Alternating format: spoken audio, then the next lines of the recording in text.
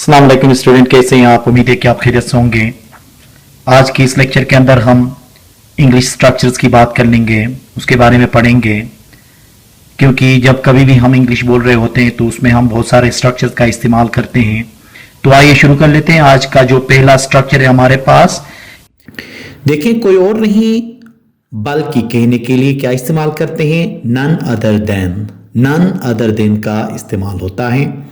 इसका जो फार्मूला बनेगा, पहले सब्जेक्ट, फिर उसके बाद हेल्पिंग वर्ब, फिर नन अदर देन के बाद ऑब्जेक्ट। अब ये हेल्पिंग वर्ब टेंस के हिसाब से चेंज होता चला जाएगा। जैसे कि देखें, कल मैं जिससे मिला था वो कोई और नहीं बल्कि आप थे। कल मैं जिससे मिला था वो कोई और नहीं बल्कि आप थे। The one whom I met yesterday was none other than you. The one whom I met yesterday was none other than you. इसी तरह देखें, वो कोई और नहीं बल्कि आपका भाई है। वो कोई और नहीं बल्कि आपका भाई है। He is none other than your brother. He is none other than your brother.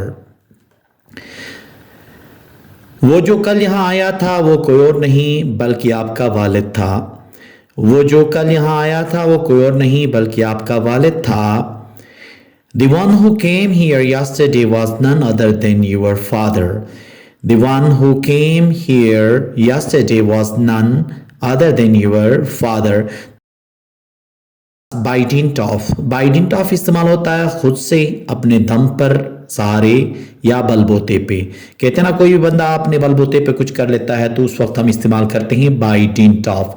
अब बाई डिंट ऑफ के बाद ऑब्जेक्ट भी लग सकता है, वर्ब भी लग सकता है। जैसे कि देखें, पहले सेंटेंस, फिर उसके बाद बाई डिंट ऑफ के बाद वर्ब या ये ऑब्जेक्ट आ जाएगा। वर्ब हमेशा फोर्थ फॉर्म में। जैसे कि देखें, मैं ये मसला अपने बलबोते पे हल कर सकता हूँ, या इसको इस अंदाज में भी कह सकते हो कि मैं खुद ये मसला हल कर सकता हूँ। तो इसका जो ट्रांसलेशन होगा, I can solve this problem by didn't of my self. I can solve this problem by didn't of my self. आप अपने बलबोते पे कुछ क्यों नहीं करते हो? आप अपने बलबोते पे कुछ क्यों नहीं करते हो, इसको इस अंदाज में भी बोल सकते हो, आप खुद से कुछ क्यों नहीं कर सकते हो, या आप खुद क्यों नहीं कर सकते या नहीं करते हो। अब देखें, why do you not do anything by dint of yourself? Why do you not do anything by dint of yourself? मैंने ये मकान अपने बलबोते पे तामीर किया है। इसको इस अंदाज में भी कह सकते हो, मैंने ये मकान खुद से तामीर किया है। तो क्या होगा? I have constructed this house by dint of myself. I have constructed this house by dint of myself. मेहनत के जरिए उसने अपना मकसद हासिल किया। मेहनत के जरिए उसने अपना मकसद हासिल किया। She achieved her goal by dint of hard work. She achieved her goal by dint of hard work. मैंने ये अपने बलबोते पर किया है। मैंने ये अपने बलबोते पर किया है। I have done this by dint of my own efforts. I have done this by dint of my own efforts. और कोई चारा नहीं था, या के सिवा और कोई रास्ता नहीं। इसके लिए हम इस्तेमाल करते हैं there is no other way but to. There is no other way but to, इसका इस्तेमाल करते हैं। इसका कुछ स्ट्रक्चर इस तरह से बनता है, there is no other way but to के बाद हम वर्ब की फर्स्ट फॉर्म, फिर उसके बाद ऑब्जेक्ट या तो अदर कोई भी वर्ड आ सकता है। जैसे कि पढ़ने के सिवा और कोई रास्ता नहीं है। पढ़ने के सिवा और कोई रास्ता नहीं है, इसको हम ये भी कह सकते हैं, पढ़ने के सिवा और कोई चारा नहीं है। अब इसका ट्रांसलेशन होगा, there is no other way but to read. There is no other way but to read. लड़ने के सिवा और कोई रास्ता नहीं था। लड़ने के सिवा और कोई रास्ता नहीं था, क्योंकि ये पास्ट का है, यहाँ पे इसकी जगह में क्या लगेगा? वॉज लगेगा। जैसे कि there was no other way but to fight. There was no other way but to fight. Tense अगर चेंज हो जाए तो उसके हिसाब से ऊपर हेल्पिंग वर्ब जो है इज, वो वॉज में चेंज हो जाएगा। नौकरी करने के सिवा और कोई रास्ता नहीं है। नौकरी करने के सिवा और कोई रास्ता नहीं है। There is no other way but to do job. There is no other way but to do job. माफ़ी मांगने के सिवा और कोई रास्ता नहीं था। माफ़ी मांगने के सिवा और कोई रास्ता नहीं था। There was no other way but to apologize. There was no other way but to apologize. भागने के सिवा और कोई रास्ता नहीं है। There is no other way but to run. देखें, जी भर के ये कहने के लिए इंग्लिश में to one's hurts content का इस्तेमाल होता है। to one's hurts content, यहाँ पे once के जगह में क्या होगा? अगर वो है तो his hurts होगा, अगर मैं हूं तो क्या होगा? my hurts होगा, अगर आप हैं तो yours hurts। इसी तरह से ये क्या होगा? once की जगह में my, your, his, her ये चीज़ें लग जाएंगी यहाँ पे, ठीक है। अब जैसे कि इसका फार्मूला बनेगा, पहले सेंटेंस फिर उसके बाद टू वंस हर्ट्स कंटेंट। अब मुख्तलिफ मिसालों के ज़रिए हम समझेंगे, जैसे कि आज मैं जी भर के फुटबॉल खेलूँगा। आज मैं जी भर के football खेलूँगा। Today I will play football to my heart's content. Today I will play football to my heart's content. अब यहाँ पे देखें, वंस की जगह में क्या लग गया? माई, क्योंकि यहाँ मैं अपनी बात कर रहा हूँ। इसी तरह से देखें, उसने जी भर के खाना खाया। उसने जी भर के खाना खाया। He ate food to his heart's content. He ate food to his heart's content. यहाँ पे देखें, क्योंकि ही की बात हो रही थी तो वंस की जगह में हिज का इस्तेमाल हो गया। जी भर के बातें करो। जी भर के बातें करो। Gossip to your heart's content. Gossip to your heart's content. अब यहाँ पे देखें, शुरू में एक वर्ड भी लग सकता है, मतलब वर्ब की फर्स्ट फॉर्म भी लग सकती है, ठीक है। फिर उसके बाद to one's heart content को हम इस्तेमाल करेंगे। मैंने उसे जी भर के खेलने दिया। मैंने उसे जी भर के खेलने दिया। I let him play to his heart's content. I let him play to his heart's content. वो जी भर के बिरयानी नहीं खा सका। वो जी भर के बिरयानी नहीं खा सका। He could not eat biryani to his heart's content. He could not eat biryani to his heart's content. Sentence plus no in no time. Sentence plus in no time ये किस चीज़ के लिए इस्तेमाल होता है? देखें, देखते ही देखते वो रोने लगा। यहाँ देखते ही देखते का लफ्ज़ इस्तेमाल हुआ, इसके लिए इन नो टाइम का इस्तेमाल करते हैं, मतलब बहुत जल्दी के सेंस में ये इस्तेमाल होता है। अब इसका ट्रांसलेशन होगा, देखें, he started crying in no time. He started crying in no time. देखते ही देखते वो रोने लगा। इसी तरह देखें, देखते ही देखते उसने अंग्रेज़ी ज़बान सीख ली। देखते ही देखते उसने अंग्रेज़ी ज़बान सीख ली। He learned English language in no time. He learned English language in no time. देखते ही देखते उसने अपना होमवर्क कर लिया। देखते ही देखते उसने होमवर्क कर लिया। He did his homework in no time. He did his homework in no time. In no time का इस्तेमाल हम किस चीज़ के लिए करेंगे? देखते ही देखते कहने के लिए, या बहुत ही जल्दी के सेंस में यहाँ पे इस्तेमाल हुआ है। Subject plus helping verb plus gate plus other words, ये कैसे जुमलों के लिए इस्तेमाल होगा? देखें, जैसे कि चाय ठंडी हो गई है, मतलब ये एक ऐसे स्टेट के लिए इस्तेमाल होता है जो पहले से चेंजिंग जिसके अंदर आ रही हो, ठीक है। तो उसके लिए गेट का हम इस्तेमाल कर लेते हैं।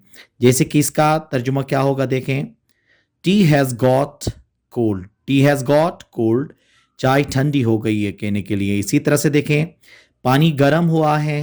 पानी गर्म हुआ है। Water has got hot.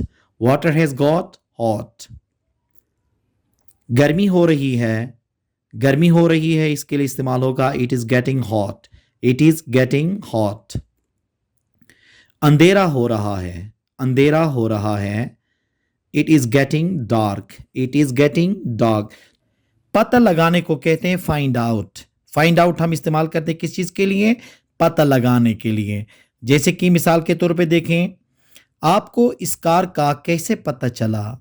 आपको इस कार का कैसे पता चला? How did you find out this car? How did you find out this car? इसी तरह देखें, चलो पता लगाते हैं कि आपके जूते कहाँ हैं। चलो पता लगाते हैं कि आपके जूते कहाँ हैं. Let's find out where your shoes are. Let's find out where your shoes are. आपको कैसे पता चला मैं यहाँ हूँ? आपको कैसे पता चला मैं यहाँ हूँ? How did you find out I am here? How did you find out I am here? हम कैसे पता लगाएं कि वो कहाँ है? हम कैसे पता लगाएं कि वो कहाँ है? How do we find out where he is? How do we find out where he is? मुझे पता चला है कि वो आजकल पाकिस्तान में है. मुझे पता चला है कि वो आजकल पाकिस्तान में है. I have found out that he is in Pakistan nowadays. I have found out that he is in Pakistan nowadays. अब ये जो find out है ये टेंस के मुताबिक क्या करेगा, अपने आप को चेंज करेगा. कभी सेकंड फॉर्म में जाएगा, कभी थर्ड फॉर्म में चला जाएगा, कभी फर्स्ट फॉर्म में रहेगा. तो पता लगाने के लिए हम क्या इस्तेमाल करेंगे? फाइंड आउट का इस्तेमाल करेंगे. अहेड, आगे के लिए क्या कहते हैं? अहेड. अब इसका इस्तेमाल किस तरह से होता है देखें. आगे गाड़ी है, आगे गाड़ी है. There is a car ahead. There is a car ahead. आगे के लिए क्या इस्तेमाल हो गया? अहेड का इस्तेमाल हुआ. अब इसी तरह देखें, आगे दुकान है, सामान वहां से खरीद लेना. आगे दुकान है, सामान वहां से खरीद लेना. There is a shop ahead, buy stuff from there. There is a shop ahead, buy stuff from there. आहिस्ता चलो, आगे पानी है. आहिस्ता चलो, आगे पानी है. There is water ahead, walk slowly. There is water ahead, walk slowly. आगे स्कूल है, गाड़ी आहिस्ता चलाओ. आगे स्कूल है, गाड़ी आहिस्ता चलाओ. There is school ahead, drive slowly. There is school ahead, drive slowly. Think of के बाद हम ऑब्जेक्टिव प्रोनाउन, फिर उसके बाद is, your own, फिर प्लस नाउन, ये हम उस वक्त इस्तेमाल करते हैं जैसे कि उसे अपना ही गाड़ी समझो या इसे अपना ही गाड़ी समझो. मतलब अपना ही समझो का जो टर्म इस्तेमाल करते हैं हम उर्दू में, ऐसे जुमलों को ट्रांसलेट करने के लिए ये स्ट्रक्चर इस्तेमाल होता है. जैसे कि इसका ट्रांसलेशन होगा, think of it as your own car. Think of it as your own car. इसी तरह से देखें, इसे अपना ही भाई समझो. इसे अपना ही भाई समझो. Think of him as your own brother. Think of him as your own brother. उसे अपना ही मोबाइल समझो या इसे अपना ही मोबाइल समझो. Think of it as your own mobile. Think of it as your own mobile. इसे अपना ही घर समझो. इसे अपना ही घर समझो. Think of it as your own home. Think of it as your own home. चाहे आप पढ़ें या ना पढ़ें, ऐसे वाले जुमलों के लिए हम इंग्लिश में वेदर एंड और का इस्तेमाल करते हैं. मतलब वेदर और का हम इस्तेमाल करते हैं ऐसे जुमलों के लिए. जैसे कि चाहे आप पढ़ें या ना पढ़ें, मैं तो पढ़ूंगा. चाहे आप पढ़ें या ना पढ़ें, मैं तो पढ़ूंगा. वेदर यू रीड और not, I will read. Whether you read और नॉट, आई विल रीड. चाहे वो आए या ना आए, हम प्रोग्राम शुरू करेंगे. चाहे वो आए या ना आए, हम प्रोग्राम शुरू करेंगे. Weather they come or not, we will start programme. Whether they come or not, we will start programme. चाहे वो बोले या ना बोले, मैं तो बोलूँगा. चाहे वो बोले या ना बोले, मैं तो बोलूँगा. वेदर ही स्पीक्स और not, I will speak. Weather he speaks और नॉट, आई विल स्पीक. चाहे आप खाएं या ना खाएं, वो तो खाएगा. चाहे आप खाएं या ना खाएं, वो तो खाएगा. वेदर यू ईट और not, he will eat. Whether you eat और नॉट, ही विल ईट. आप खेलो या ना खेलो, कोई फर्क नहीं पड़ता. आप खेलो या ना खेलो, कोई फर्क नहीं पड़ता. वेदर यू प्ले और not, it doesn't matter. Whether you play और नॉट, इट डजंट मैटर. उम्मीद है कि आज का ये लेक्चर आपको पसंद आया होगा. Thank you very much.